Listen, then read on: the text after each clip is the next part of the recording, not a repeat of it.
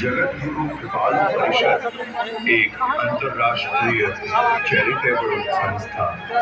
इस संस्था की स्थापना कृपालु जी महाराज ने सन 2002 अप्रैल में की। हर तरह से जीव सेवा के लिए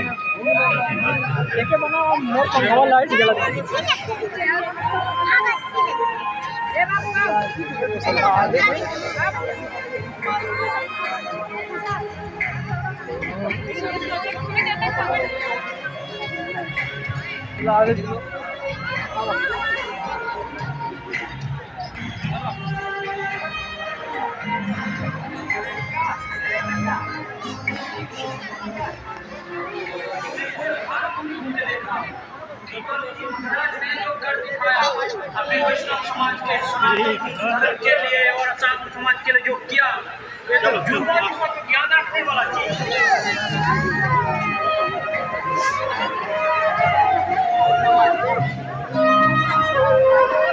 जगद्गुरु कृपालु जी के गाड़ी पे